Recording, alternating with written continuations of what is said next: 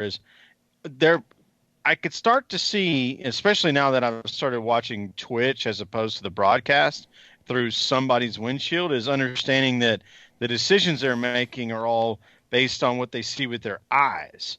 And that's how I see that maybe it could translate to a race car driver who typically would race with their rear end. And then trying to connect those two things, and maybe it could make you a better race car driver if you could put those two pieces together.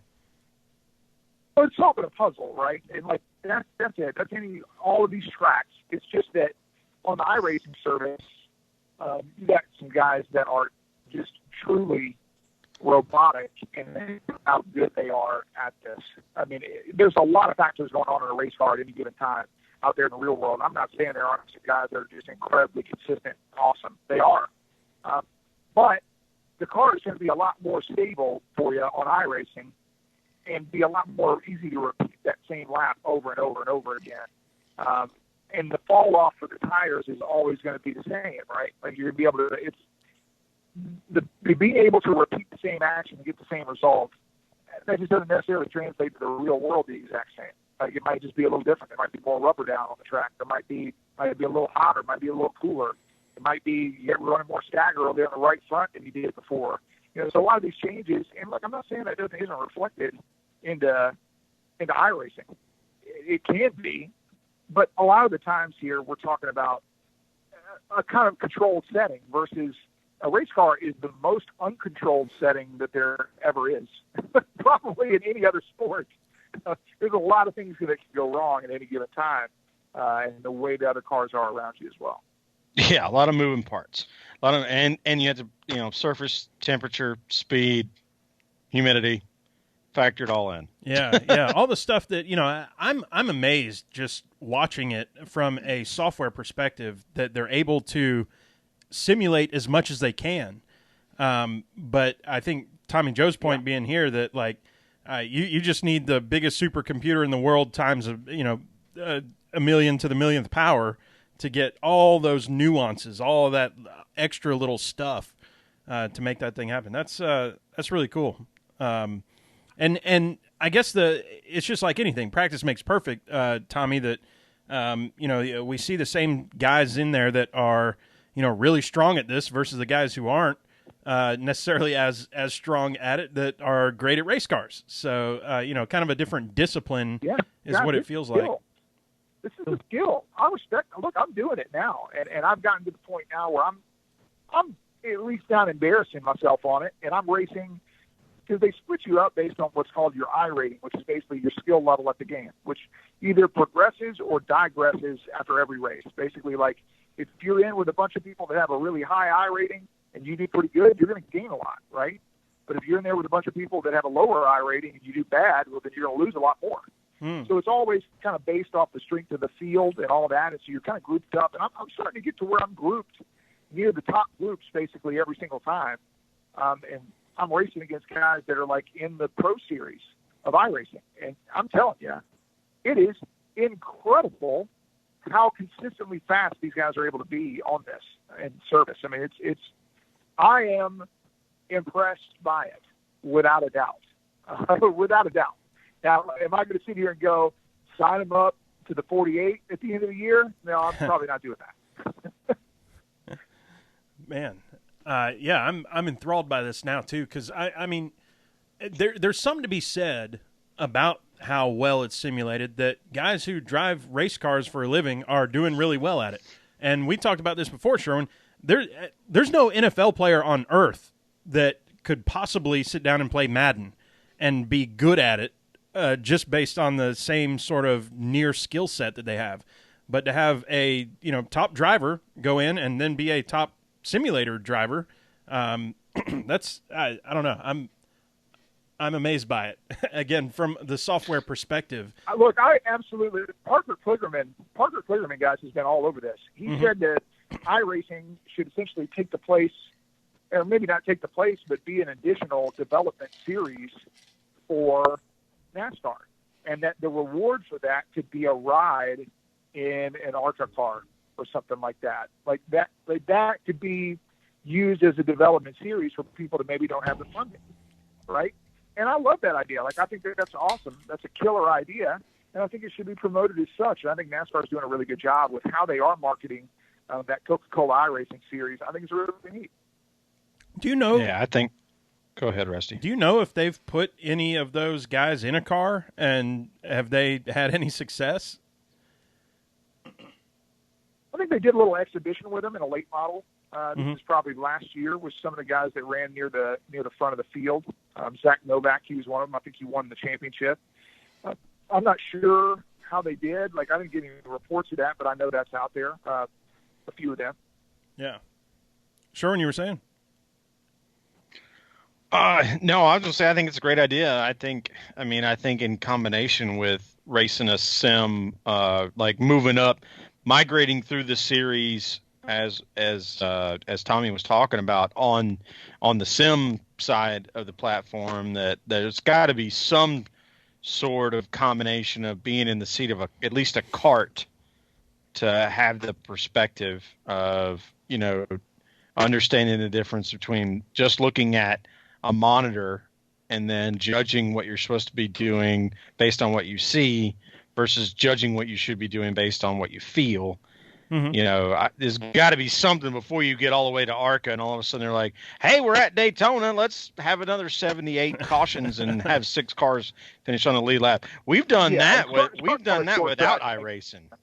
We didn't need iRacing to have. Yeah. So.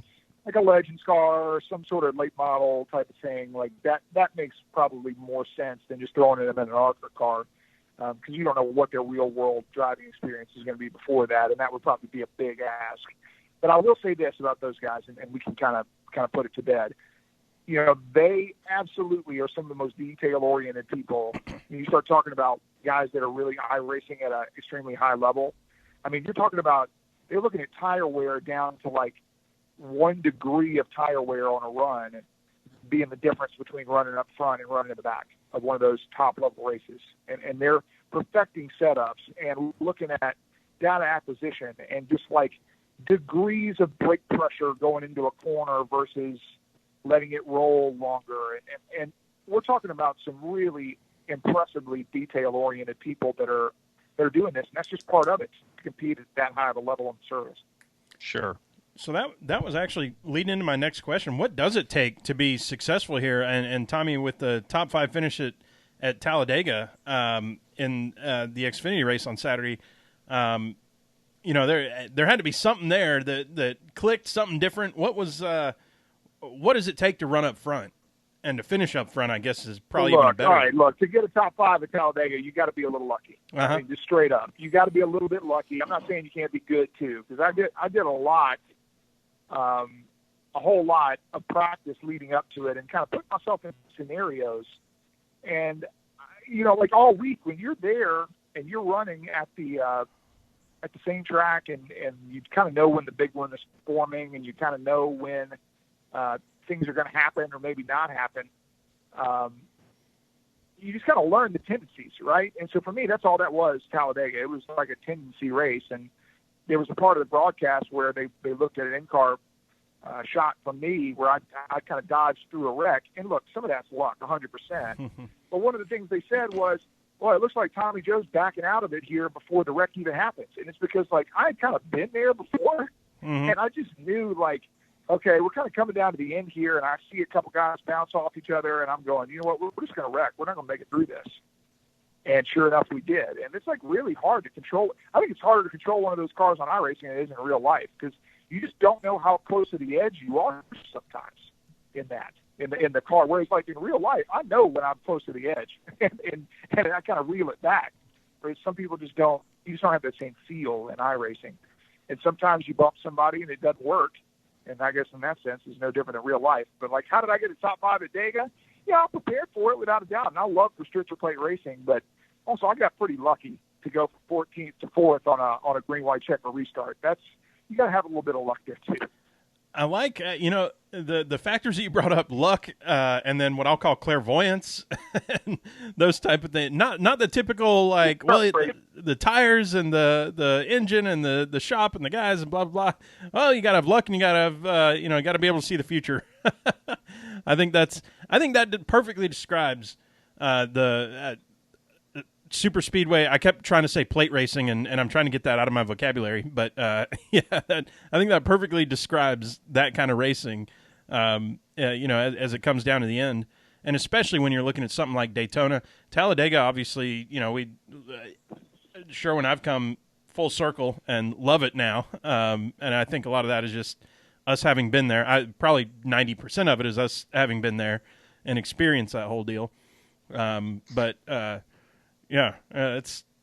some wild racing.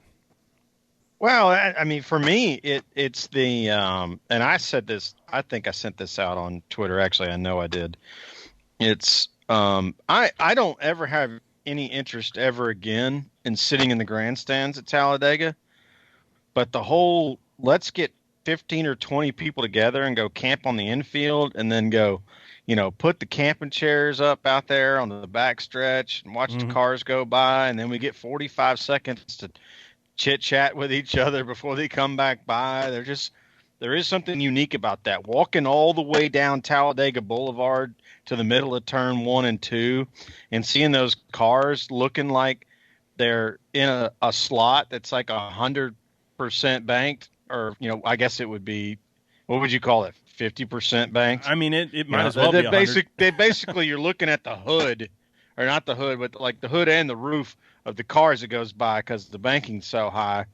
That you're not going to find that anywhere else in the world except for that maybe that place in Germany that they closed. That's even more high. It's like 44 degrees banked at over there, and they closed that thing down, unfortunately, probably because somebody died, I would imagine, but not to get morbid. But yeah, I mean, hey, Talladega is meant to be done on the infield is what I'm going to say.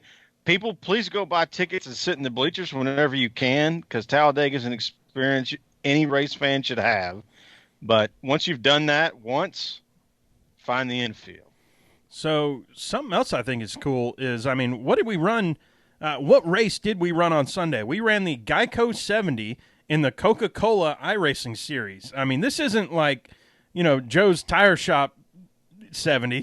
Geico's on board. Coca-Cola's on board, everything.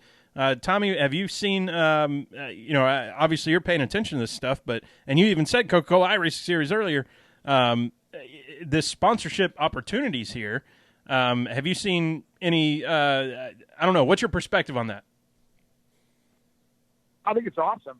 Look, anytime we can get sponsors on board a race car, I don't care if it's a virtual race car or not. I mean, I think it's awesome to get them interested in NASCAR and racing in general. And, iRacing is providing a pretty low barrier of entry from a sponsorship standpoint to something that's turning into a little bit more of a production. And I just see this going up from here. I really do. And I want to be a part of that community because it's something that's kind of near and dear to me. I mean, I love gaming.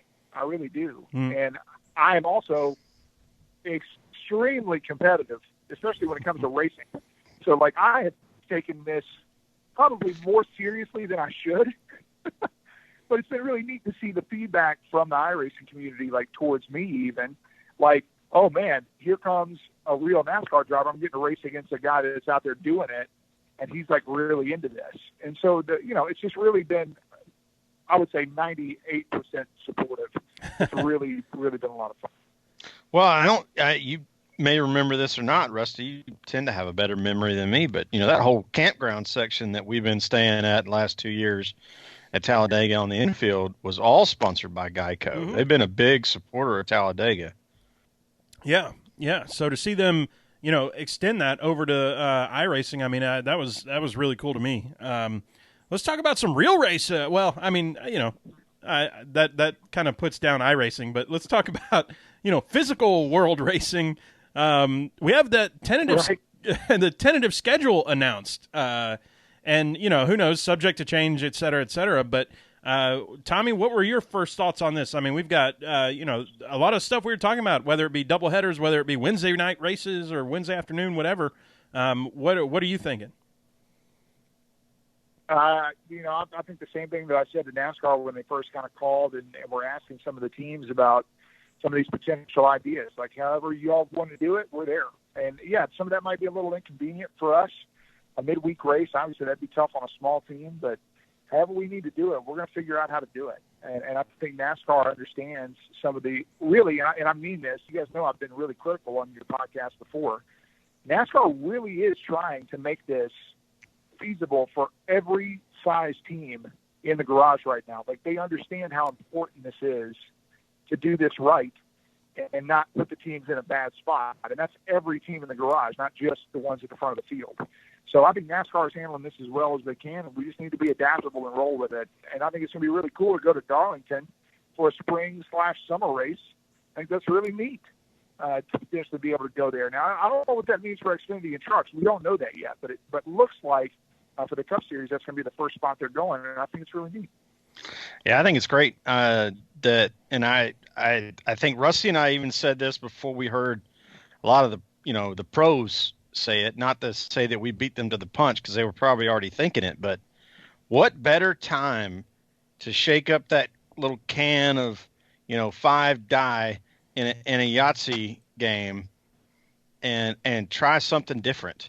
They've thrown darts at the wall and said, well, what if we race twice at Darlington to put less stress on the teams that are mostly located in northern South Carolina and in the Mooresville, Concord, Charlotte area, and let them be able to just drive in and drive out. Maybe you do a day and a half show, or maybe you do, for some of the series, you do a 1-day show and just put less overall stress. Yeah. I think it's going to wind up 1-day shows, guys. It's going to be kind of in and out. And for us, they're talking about shortening the races, which immediately makes everybody want to go loony. Let me just go ahead and tell you, if we've got a race and then we got to race again in 2 days at the same track, we can't run back-to-back 300-mile races on the same car like that. We got to service it.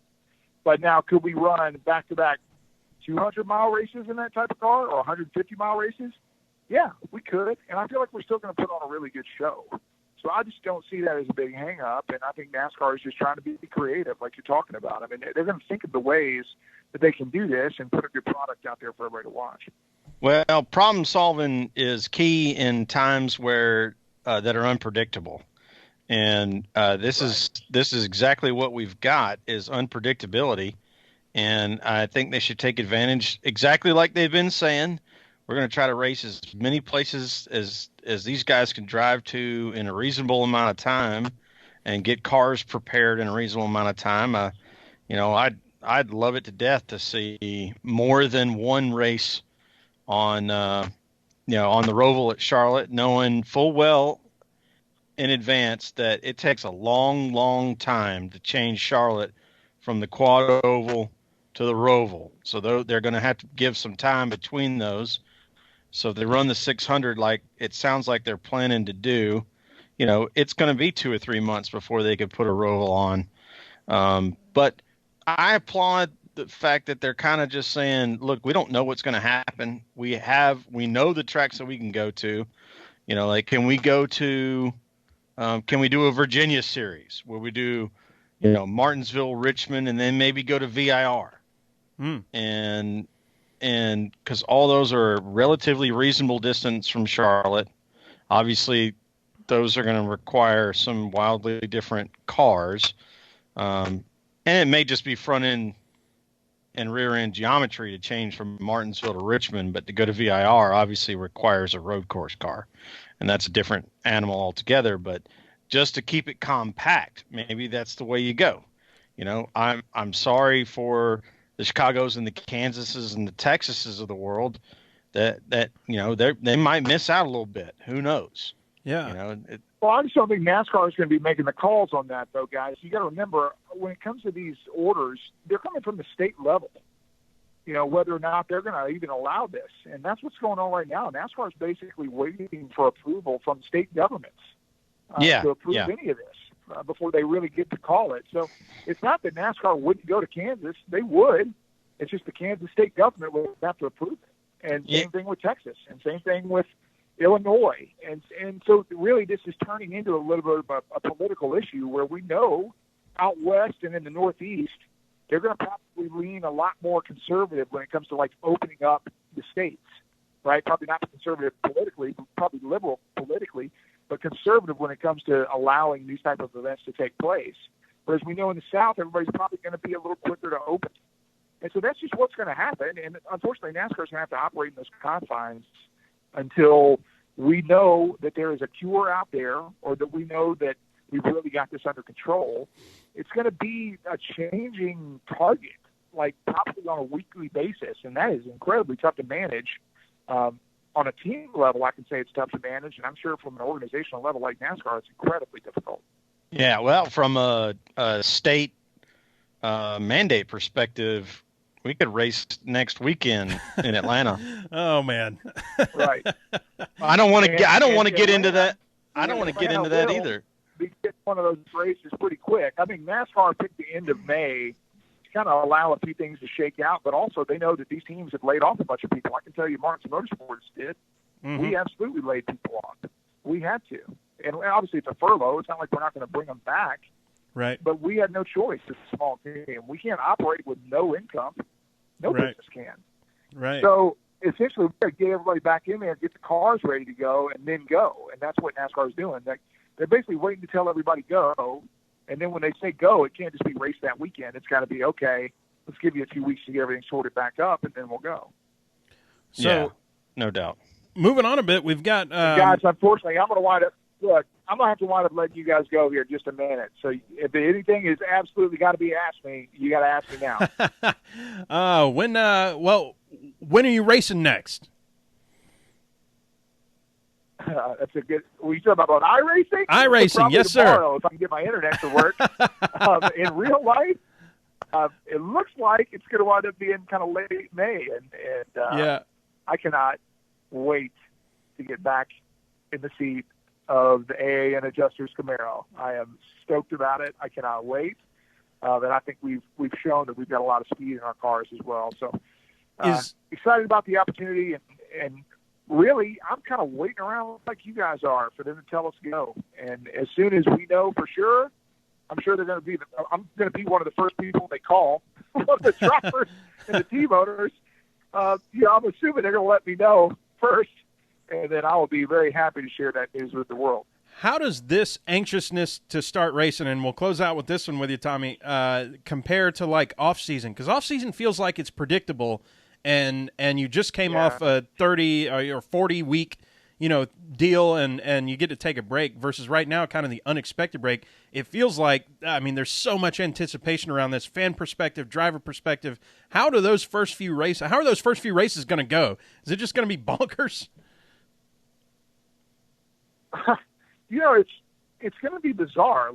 I was down there in the infield in Atlanta before they pulled the plug on this, and it's just going to be really bizarre. Like, we're used to seeing just a lot of people in the infield milling around, and fans and campers and media, and just a lot of people that, maybe aren't just essential people, but they're there a lot. And to see that really stripped down and lose some of that liveliness, that's going to be odd. But at the same time, I look at this like, boy, what an opportunity that NASCAR would have to be one of the only sports that's able to do this in the short term and be able to put on live sports on television for maybe the entire country to watch. So I see it as an awesome opportunity, and I know we're all ready to get back to it. Right on. Tommy, let's let you head out. Appreciate you being on, man, and good luck finding internet. Yeah, thank you, guys. I appreciate you having me on. Good talking to you guys again. Oh, love it every time, brother. Take care. So, Sherwin, we got a little bit to talk about at least. So first off, you texted me this first. Let me get this. There we go. Get the whole ordeal correct. And then of course I went online and started looking everything up. Kenseth coming in for Larson in the 42. And we both were a little perplexed by this, weren't we?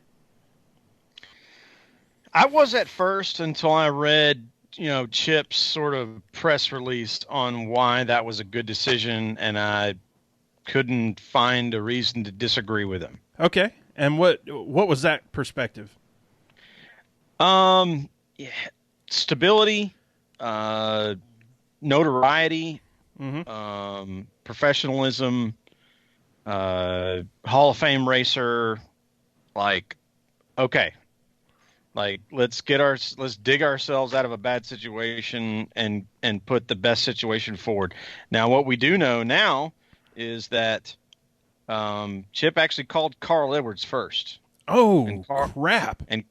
And Carl thought about it for 2 days and then said, "Nah, I'm still done." See, and this is what I'm talking about. The excitement factor. I don't know why, but when it was announced Kenseth, I was like, oh, okay. Like, yeah, I mean, fine. Missed out on an opportunity. If he could have landed Carl Edwards or landed, some of we talk about, I think 4 or 5 different people all the time, but you land an exciting name. That's one thing. I just wasn't. I don't know. I'm not excited about this. I think it's cool, but feels like a missed opportunity to me still. Yeah. Well, hey, I listened to Dale Jr.'s podcast today, which I always do, and I mention it almost every week now because there's so much good information that comes out of that thing that you just couldn't get any other way. But Jr. basically said, look, if I wasn't married with a daughter and a daughter on the way, I'd have been calling Chip. Yeah. I want in that car. Yeah. I mean, and if Chip could have landed Dale Jr., that's what would have happened. Oh yeah, absolutely. And that's what I mean, that pop, that wow factor thing. The Carl Edwards deal, I didn't know about that. That's that got me all excited. Obviously I was a Carl Edwards I don't know, closet fan. I don't know what you call it. I liked him a lot. I know, me and you went back and forth on him, but yeah, either way, that feels like a marquee type of like, hey, I just got Carl Edwards out, or hey, I just got this guy, that guy, or Dale Jr. or whoever. So, but yeah, we'll see. We chatted a bit on the text about waivers and whatnot for championship wise. Essentially, hey, NASCAR, our sponsor, left us, and we kind of had to, make a change here. So we'd like a waiver for championship. At this point, that just means Kenseth has to win in the Ganassi car. I don't see that. No offense to Kenseth, but I don't see that necessarily happening anyway. But either way, sounds like waivers are in progress. What you thinking? Well, I'll be dead honest with you. I walked around the house talking through how I might discuss this situation and trying to process what my own thoughts were to get all the words and the pauses and everything out ahead of time so that I wouldn't do it here. My only concern is, and I'm going to align with Kelly Crandall on this, is the waiver application process seems to be, it looks a whole lot like NASCAR is riding on a float in a parade and throwing candy to everybody. Like, we have precedent for what's going on with Newman, which is why I was going to say there's no reason for us to get into an in-depth discussion about Newman. That makes perfect sense. Mm-hmm. He got injured during a NASCAR-sanctioned event in a series that he is competing for a championship in. There is a lot of precedent for that waiver, and it was an assumption that we made once we knew he was healthy and was in the process of getting healthy enough to get doctor clearance to race. What I don't like about that, the Kenseth situation with Chip, is that Matt could have been racing a car at Daytona.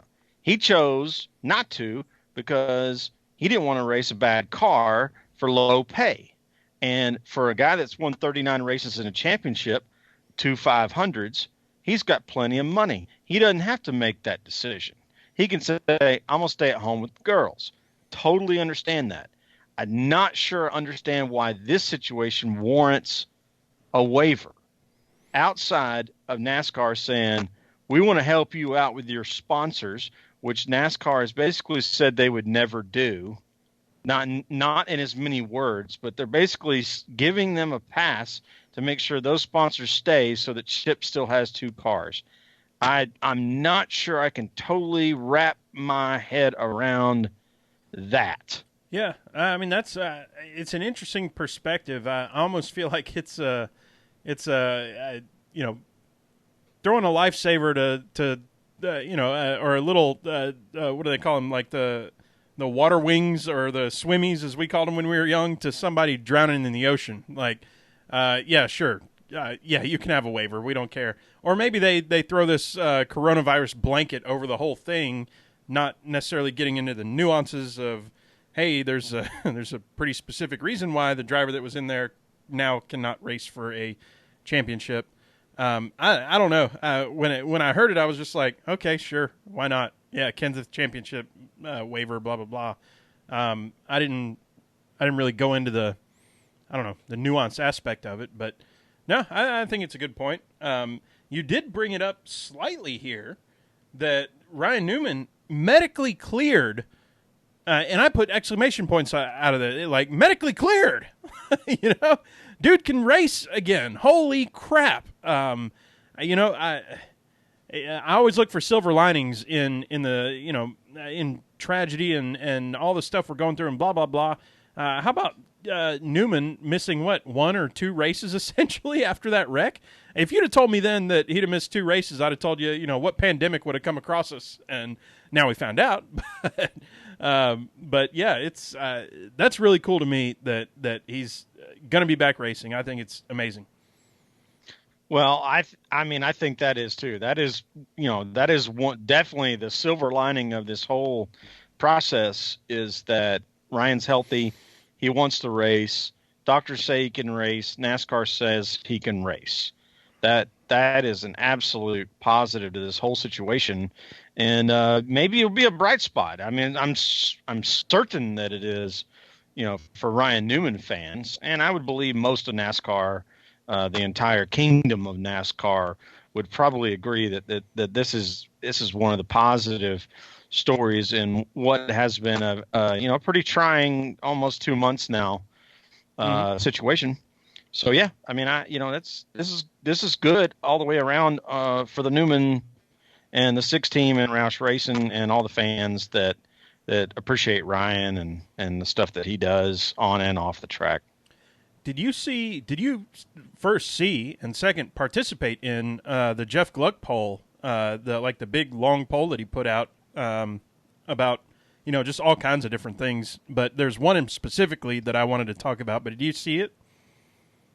Yes, and I did participate. So I got to ask, because I felt like I almost got a shout out in his poll when he was talking about the results. Now, there may have been people who voted like me, but he asked, who in NASCAR would you like to have dinner with? And I was answering all the questions just like blam, blam, blam, blam, blam. And then I got to that question, I went, I got to think about this. Like, I almost felt like I had a responsibility to answer that question. And I want everybody now to think about who in NASCAR they would want to have dinner with. And I'm curious, Sherwin, what your answer was on that one. Dale Earnhardt Jr. I figure that was, you know, that's like a common one. I put an uncommon one, and Gluck put that as one of the yeah, we had a lot of votes for blah, blah, blah, blah, blah, and blah, blah. And I was like, hey, that's who I voted for. And it was a write-in. So it wasn't like picked from a list. Excuse me. It wasn't picked from a list of people. We had to write somebody in. I wrote in Mike Helton. I was like, he seems like a cool dude. He's been around forever. You know, we've seen him walk into the press conference or the what do they call it, the drivers meeting and stuff, just in a set of cargo pants and shirt, and we're like, hey, that's Mike Helton over there, and he just sort of stood on the sidelines and just sort of owned it. And that kind of person to me, I'm like, he's got a lot in, you know, in old Duder's head that he could talk about. Well, he sure does. You know, he was once the track operator at Bristol and at Atlanta Motor Speedway before he moved into NASCAR executive staff. And yeah, that's a great pick too. I can't imagine you wouldn't have a very interesting conversation with that man. And by God, is that man big? Oh man, and the mustache. And I'm not picking on him from like a midsection. So, I mean, that dude is.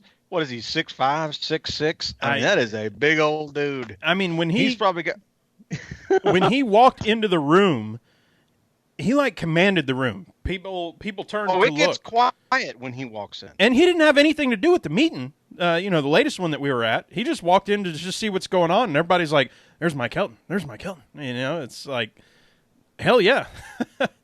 Yeah, he's got a lot of reverence in him. Some people just command attention, even when they're not being the what is the George Carlin thing? It's the quiet ones you got to watch. Well, Mike Helton might be one of the quiet ones you got to watch. Oh, well, Sherwin, for some fun here, I saw a tweet today. We are grateful to have Seaforth, which is some band, I guess, be a part of our This Is Comfort Giving program. We're providing meals, up to 10,000 meals to healthcare worker for every $10 virtual gift card that you purchase. And the very first response to it was, well, Brad's wife would have been grateful about getting paid minimum wage.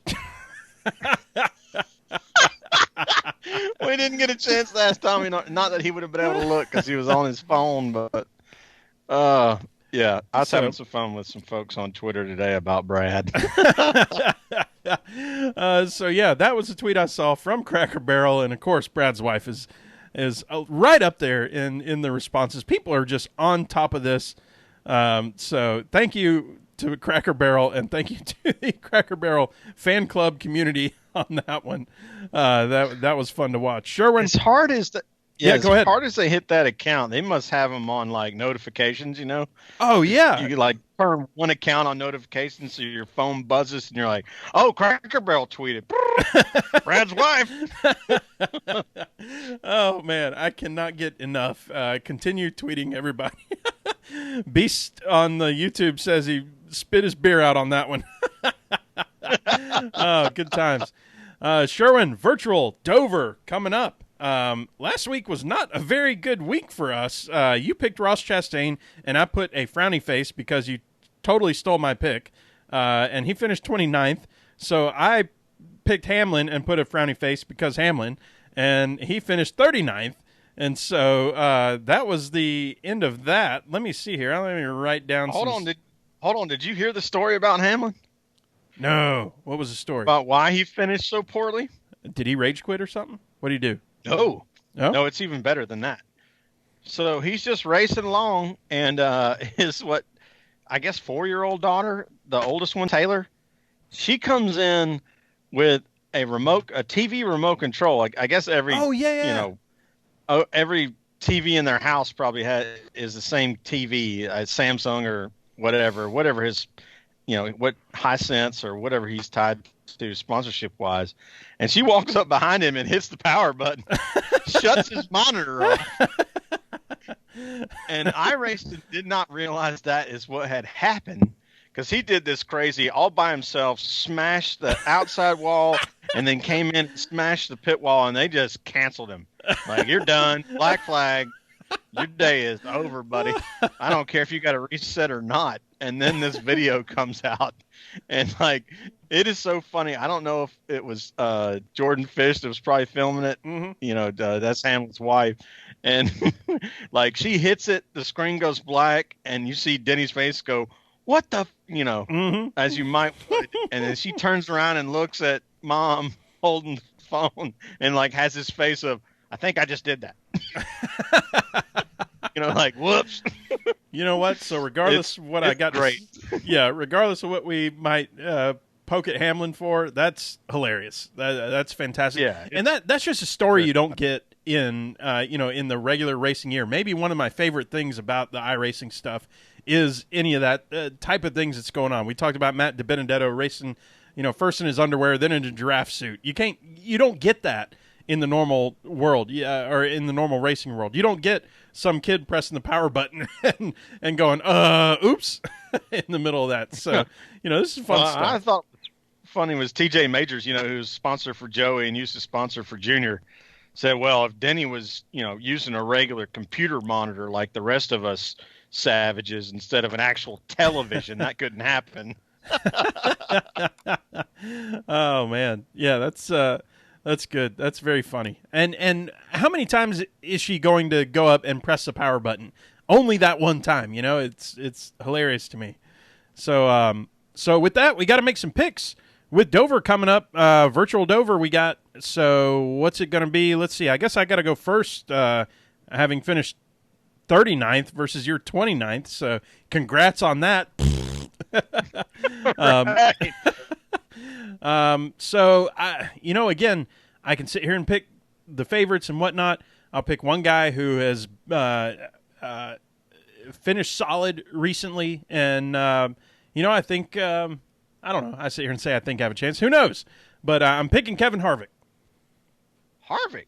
Okay. Yep. All right. Well, I feel like I should probably go outside the box too, then, and not pick one of those superstars. There almost should be like 4 or 5 guys that we're not allowed to pick. Yeah. Like if you pick Timmy Hill or Garrett Smithley, okay, you're just kind of phoning it in. So, who are you going to have some clairvoyance, to use that word again, in the same podcast on that might have it? You might look real smart or real dumb, like I did last week, and you maybe did a little bit. Yeah, I mean, Dover's going to be tough. I'm going to pick Chase. Chase, my man. Good call. He's kind of mid-pack on this whole iRacing deal, so it feels like I'm not cheating. Yeah, I dig it. Well, my man, time to close this thing out. Why don't you tell the folks where they can find you and what's going on? Well, you can find me at Pregame Engineer on Twitter, Andrew L. Sherwin on Instagram, and then Rusty's going to tell you where you can find all the PETM stuff. That's right, and we'll get Sydney in here to help us out. As always, y'all know where to find us at PETM Podcast on the Twitter handle, PETMPodcast.com on the web. And then further than that, we've got Instagram, PETM Podcast. I mean, just search PETM Podcast. You'll find us. We're on all the places with iTunes and Stitcher and Google Play and everything. If you're listening to this, you're probably listening to it on one of those. Appreciate y'all hanging out with us. And we got, maybe another 4 or 5 weeks of quarantine, and we'll see what happens after that. Can't wait to see y'all next week. As usual, we're not going to stop doing this thing. Hey, we're bored too. So thanks for joining in. We'll talk to y'all next week. See you later.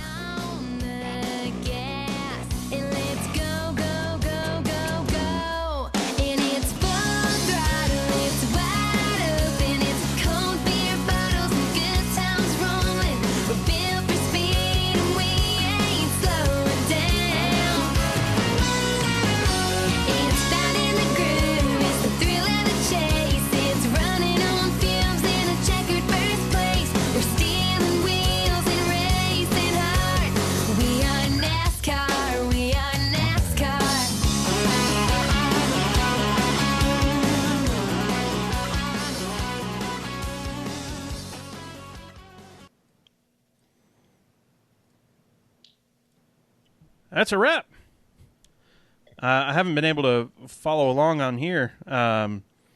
Let's see. I saw Matthew Todd saying, Rusty's seems like he has thought hard on this one. Plus, that man is a genius. They both are. I don't know about that. That's too much responsibility.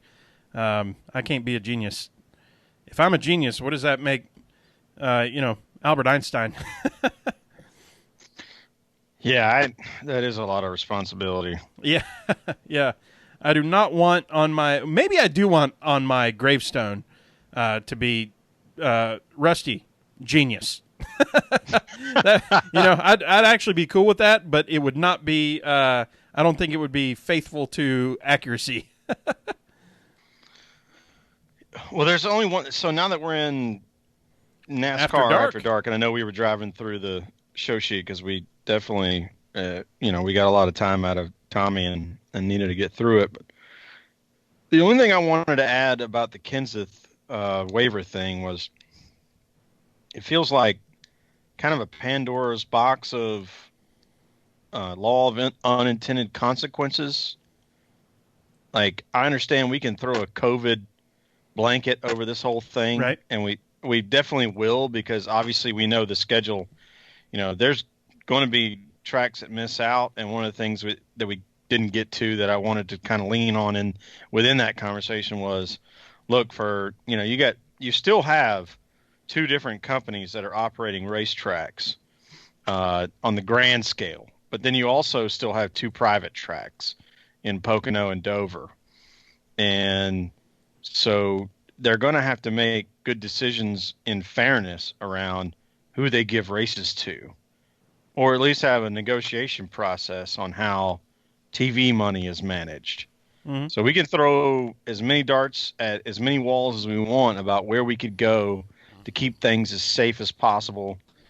Whether there's no fans or we start allowing some kind of social distancing fan attendance, which, far be it for me to try to figure out how you're going to manage who and who can't go to the race and how much staff you're going to need to figure out how to keep people away from each other. Because we're all going to go to the bathroom during a caution.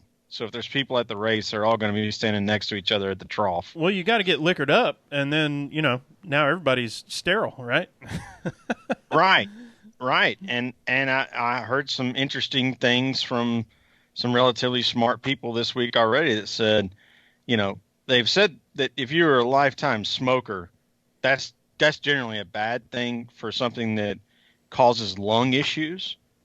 But just having nicotine itself in your bloodstream, actually, it makes it challenging for the virus to travel through your blood system. Huh. That's interesting. So in France, of all places in the world, there's been a huge run on nicotine patches. People that never smoked or dipped or chewed or smoked cigars or any of that stuff are just wandering around with a nicotine patch on because there's some science that says that might not be a bad idea. Yeah. So, well, it's better than, injecting yourself with Clorox. or mainlining Lysol or whatever else.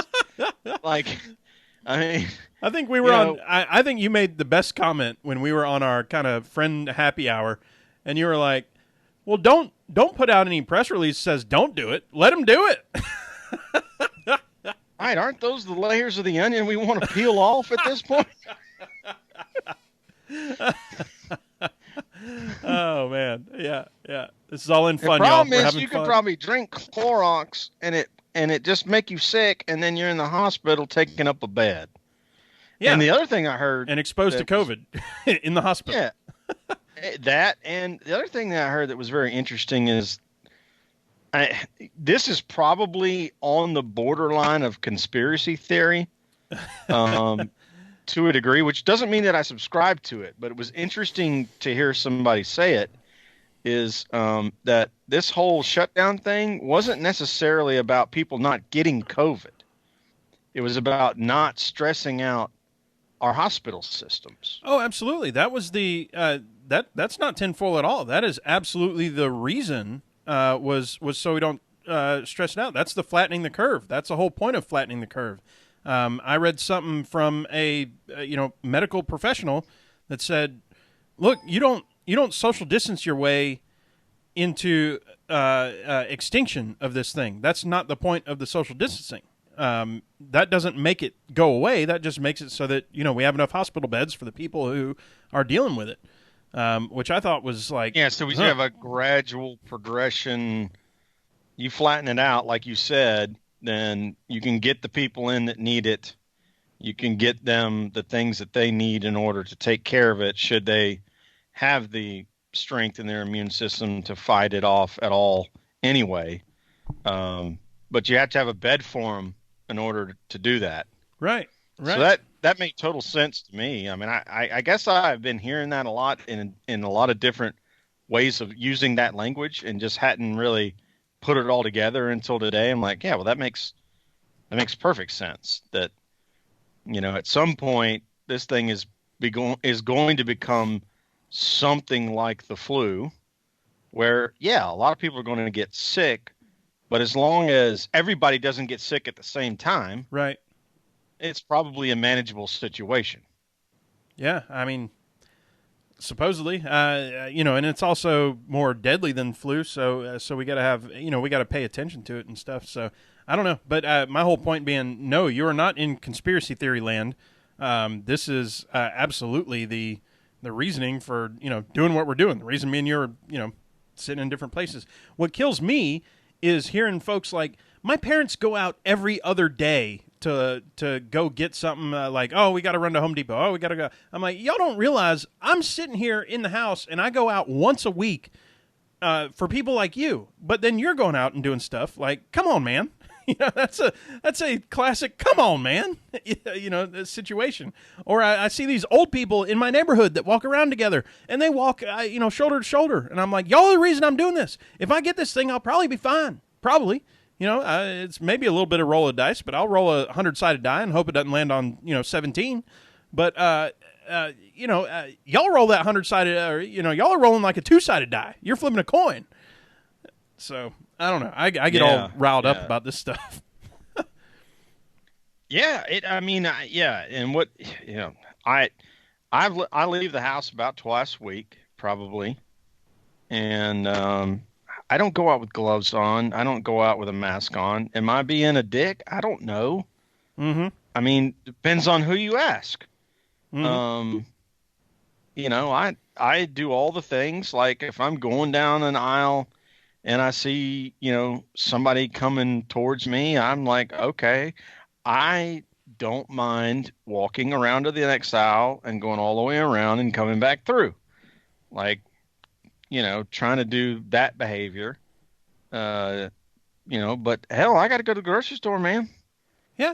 Yeah. I got to go out and get stuff. I mean, hell, we live in Georgia. We can do whatever we want now, right? Well, and that's the silly part. It's just like, dude, of course, hey, sure, healthy person can go to, go get their hair cut and go get, go to the bowling alley and whatnot. But then we also have to go to the grocery store. And so do the vulnerable people and all that. I don't know. I'm getting too deep into the stuff that we try not to get to here because we're just trying to have fun. But, boy, I get all riled up. Well, we're making a little bit of light of it, too, at the same time. I'm sure somebody that's left on here is probably giggling at least a little bit about the way we're approaching this subject. I mean, so.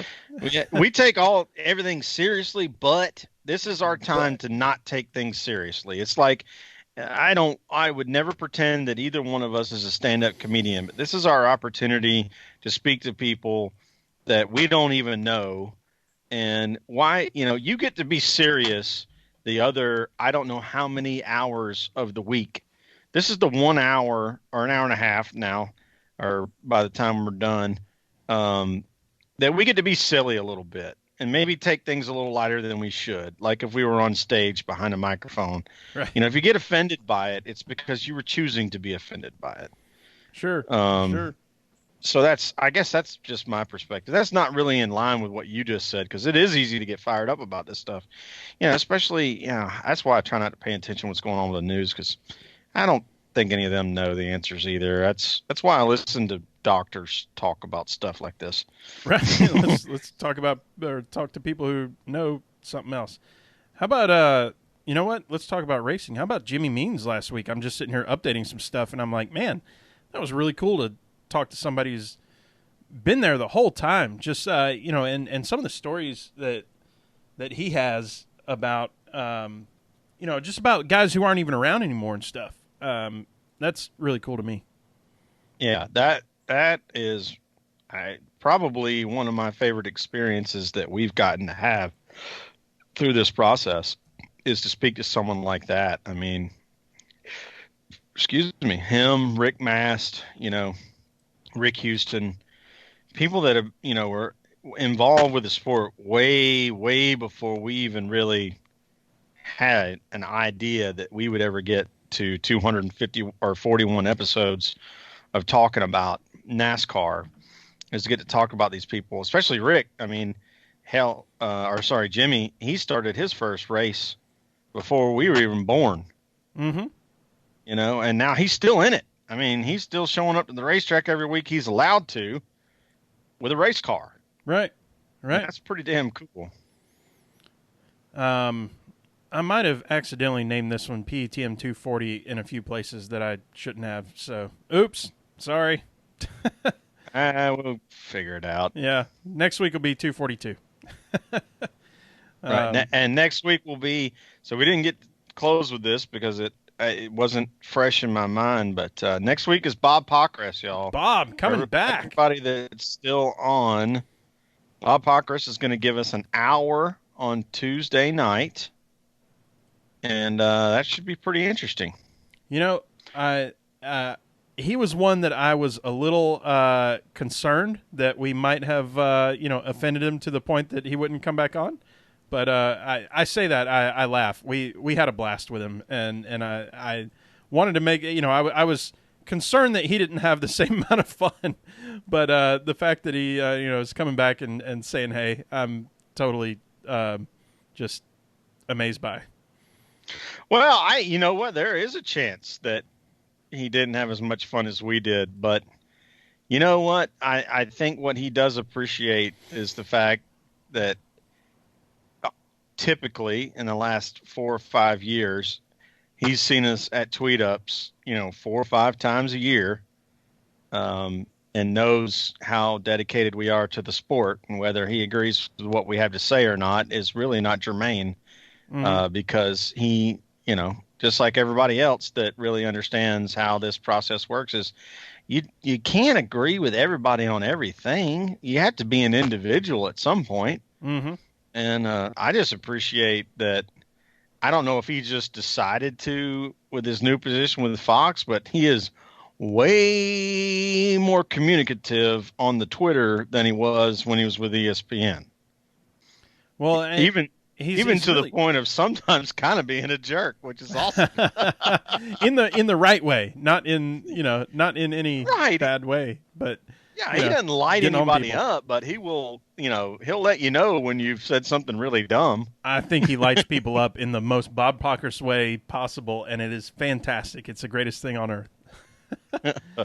Yeah, I agree with you on that. Ladies and gentlemen, we're going to shut this thing down. Appreciate y'all hanging out with us. It's been awesome. Grow your quarantine beards, your mustaches, mustachios, etc. I shaved today. I raked off whatever rug was there. It wasn't that big, but then I even shaved my neck. Oh, I haven't touched a razor in I guess like 8 weeks now. So I ain't even been real good about taking a shower. I'm honest. Oh man, good reminder. I need to go take a shower here soon too. No. Granted, I don't have to share a bed with a female, so I would understand if you've been doing a little bit better at that than me. Ladies and gentlemen, appreciate y'all being on. We'll talk to you soon.